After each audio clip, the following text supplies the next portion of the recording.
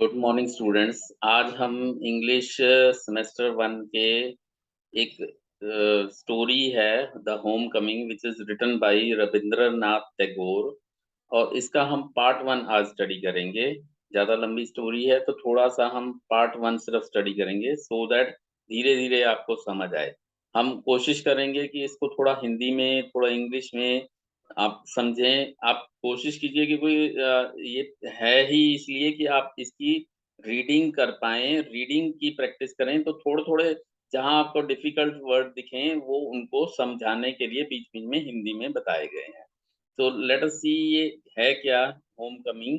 Home coming जैसे कि यहाँ पे भी दिखाया जा रहा है, एक लड़का है जो कि आपकी ऐज का ही है, तो उ उसके बारे में स्टोरी है।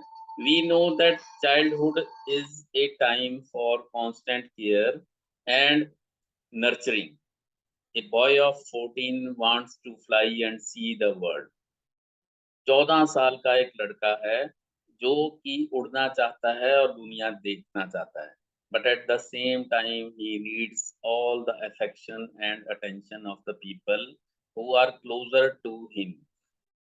उसी साथ-साथ लेकिन वो प्यार और स्नेह भी देखना चाहता है, ध्यान भी देना चाहता है, उन लोगों की तरफ से ध्यान लेना चाहता है जो कि उसके नज़दीक हैं, who are closer. What happens to a boy who leaves his home? उस लड़के के साथ क्या होता है जो अपना घर छोड़ देता है and stays with his relatives, वो अपने रिलेटिव्स रिश्तेदारों के साथ रहता है। Is his own home the only and real paradise from him? क्या ऐसा है कि उसका अपना ही घर उसके लिए सच्चा स्वर्ग है? स्वर्ग, पैराडाइज़ स्वर्ग। This is the issue that Rabindranath Tagore explores in this story. इस स्टोरी में वो इस इश्यू को, इस मुद्दे को उठाया गया है रविंद्रनाथ टैगोर द्वारा। Now let us start with the story. Phatik Chakraborty, जैसा कि दिखाया जा रहा है, was ring leader.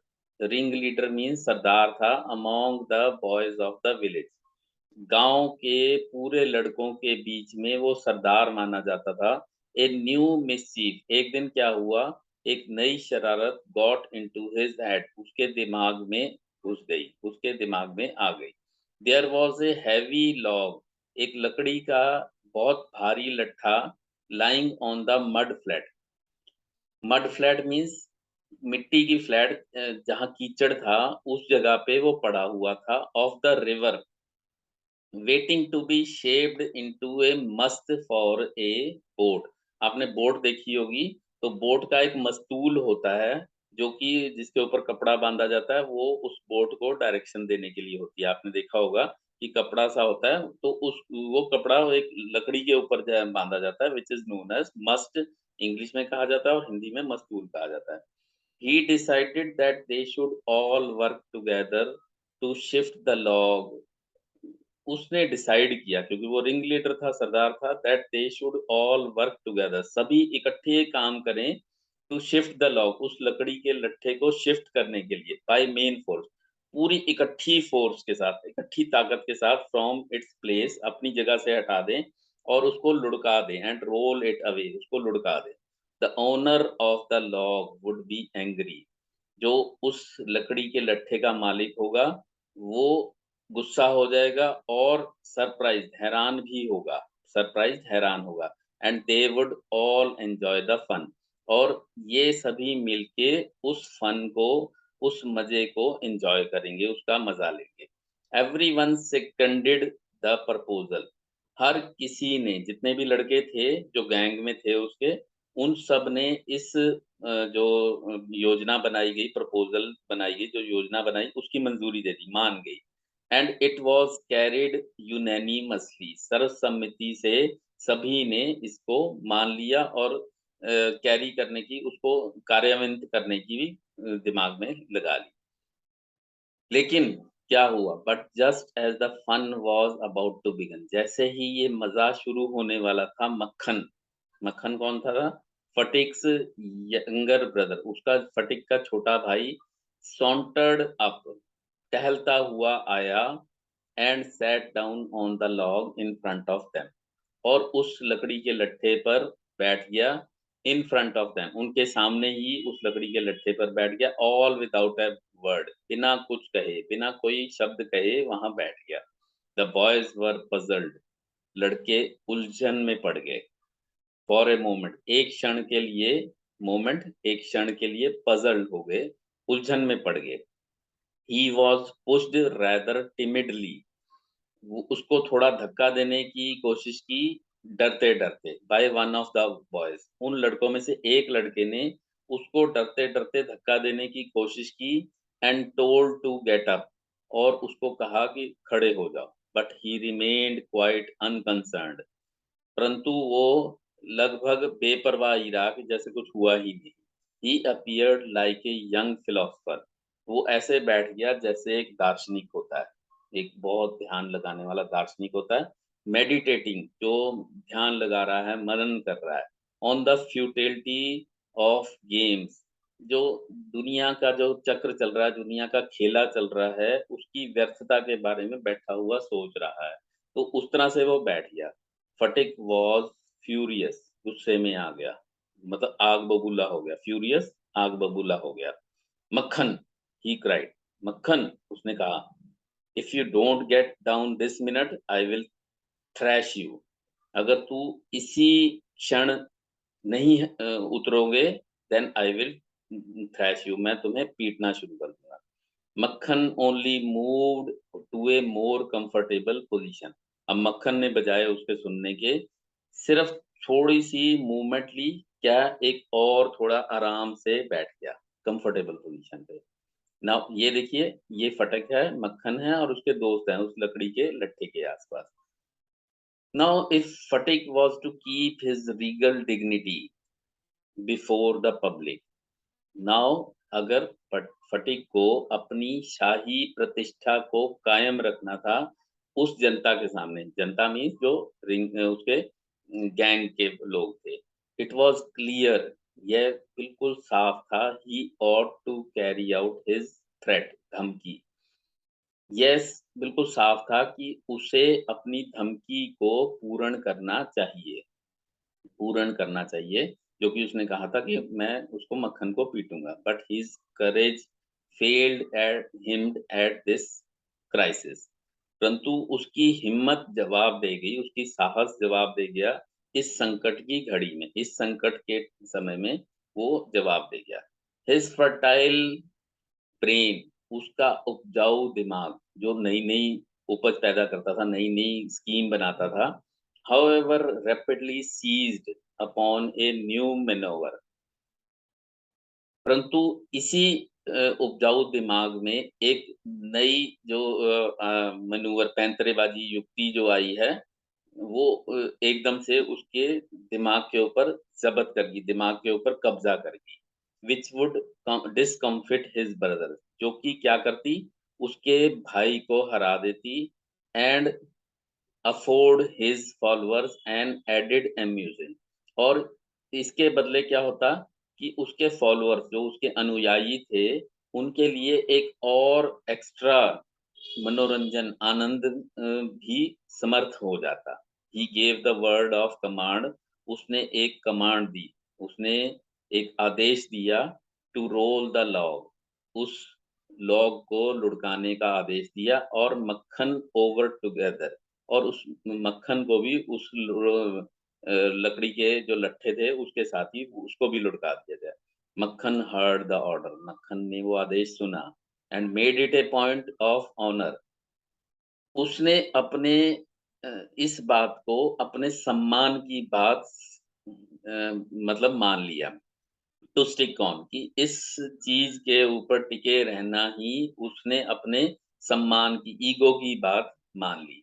But he overlooked the fact, उसने अनदेखी कर लिया इस फैक्ट को, इस तथ्य को, like those who attempt earthly fame, जैसे कि कुछ लोग सांसारिक प्रसिद्धि पाने के लिए क्या करते हैं, उन ये एग्ज़ाम्पल दिया है उन्होंने कि कुछ लोग ऐसे ही, उसने इसी तरह इन चीज़ों को, तथ्यों को अनदेखी कर दिया, जैसे कि कुछ लोग सांसारिक प्रसिद्धि पाने के लिए that there was peril in it, इस चीज़ में जोखिम या खतरा था। जैसे कि कुछ लोग जिम्नास्टिक करते हैं या पहाड़ से कूद जाते हैं, सिर्फ़ ये दिखाने के लिए कि मेरे लिए ये सम्मान की बात है, लेकिन उनको ये नहीं होता कि इसमें खतरा भी है। तो इसी तरह से उसने इसको भी एक सम्मान की बात माना कि वो वहीं पर टिका रहे। The boys began to heave at the log.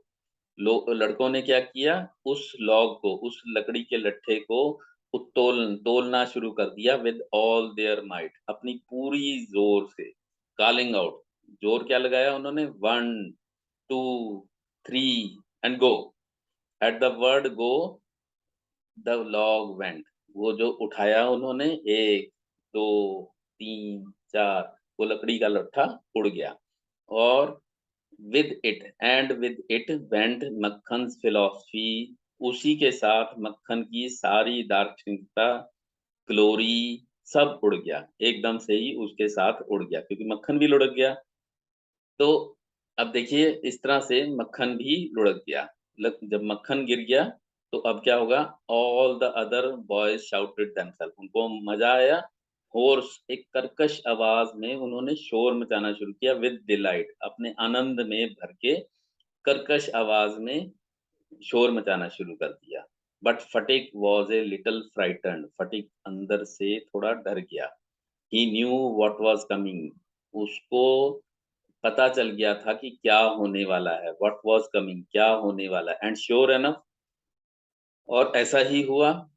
मक्खन रोज़ फ्रॉम मदर अर्थ, मक्खन धरती माता से उठा, धरती मैया की गोद से उठा, ब्लाइंड एज़ फेट, भाग्य के समान अंधों की तरह उठा।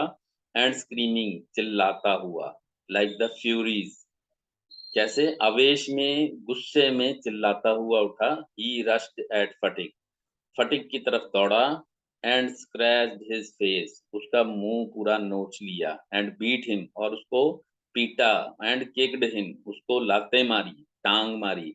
And then went crying home, और उसके बाद घर रोता हुआ चला गया। The first act of the drama was over, इस नाटक का पहला भाग पूरा हो गया। अब देखिए यहाँ पे अब फटीक अकेला रह गया और उसको पता था, अंदर से डर रहा था वो कि क्या होने वाला है।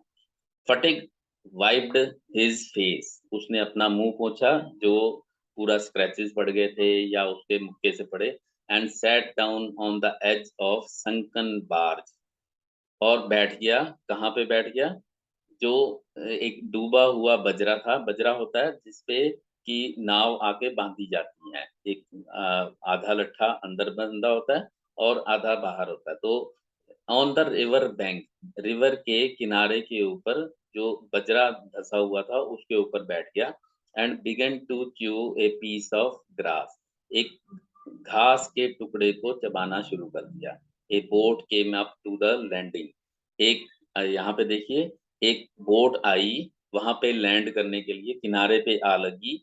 और एक मिडल एज, आधी उम्र का, अधेड़ उम्र का आदमी उतरा, विद ग्रे हेयर, सफेद बालों वाला, और डार्क मुस्टेच, काली मूंछों वाला। स्टेप्ड ऑन द शोर, किनारे पर उसने पैर रख के उतरा।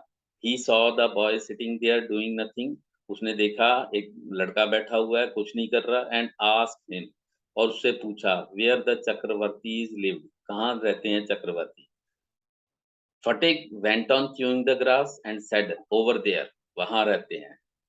But it was quite impossible to tell where he pointed, परंतु ये बहुत मुश्किल था ये बताना कि उसने किस तरफ पॉइंट किया, उस तरफ, क्योंकि उसने ऐसे ही पॉइंट किया, वहां रहते हैं। The stranger asked him again, उस अजनबी ने दोबारा उससे पूछा। ही swung his legs to and fro on the side of the barge, उसने अपनी टांगें जो डूबी हुई नाव थी उसके ऊपर बैठ के आगे पीछे झुलानी शुरू कर दी। And said, go and find out, जाओ और ढूंढ लो। And continued to chew the grass as before, और इसके साथ ही उसने घास को दोबारा चबाना शुरू कर दिया। बट नाउ, आगे क्या हुआ, एक servant came down from the house, घर से एक नौकर आया। And told Phatik his mother wanted him, और फटीक को बताया कि तुम्हारी माँ जो है वो तुम्हें बुला रही हैं, तुम्हारी माताजी तुम्हें बुला रही हैं। फटिक रिफ्यूज टू मूव, फटिक ने मना कर दिया, मैं नहीं जाऊंगा। But the servant was the master on this occasion, परंतु जो ये नौकर था इस अवसर पर मालिक बन गया, इस अवसर पर मालिक था। ही टुक फटिक अप रफली, उसने फटिक को अशिष्टता से, मतलब अभद्रता से पकड़ा।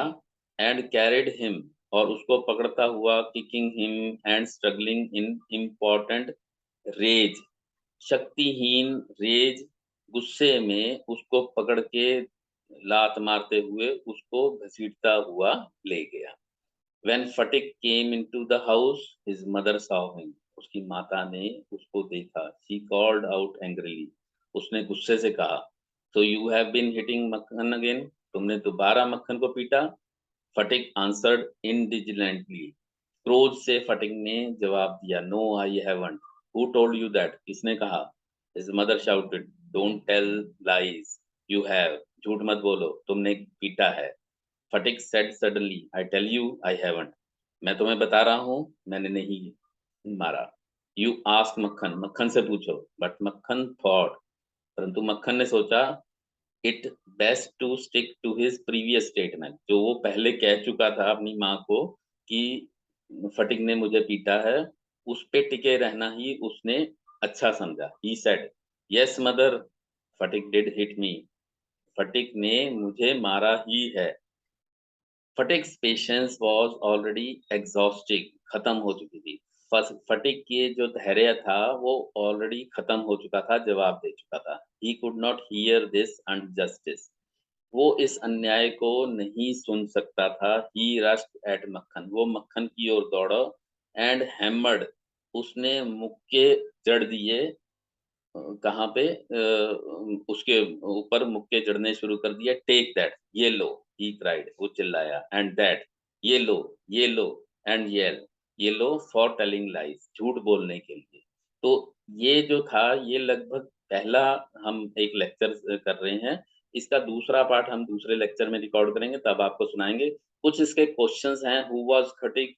फटिक was 14 year old. He was ringleader of naughty boys. What was new mischief he thought of? He planned to roll away the log of wood into the river. Why were Fatik and his friends annoyed with Makhan? Because Makhan refused to obey Fatik. What was Fatik's new maneuver? उसके दिमाग में क्या नई योजना आई? He planned to roll the log. ये नई योजना थी। पहली योजना थी कि लॉग को वहां से खिसका देना, दूसरा लॉग और मक्खन दोनों को ही इकट्ठा लुढ़का देना। Why did फटिक बीट मक्खन even in the presence of mother? Mother के सामने ही क्यों उसने पीटा? Because मक्खन lied his mother. अपनी माता जी को उसने झूठ बोला। Was मक्खन speaking the truth? No, he was not speaking the truth. So that is all for today. Thanks for listening and understanding. इसका दूसरा पार्ट हम आगे करेंगे। Thank you very much.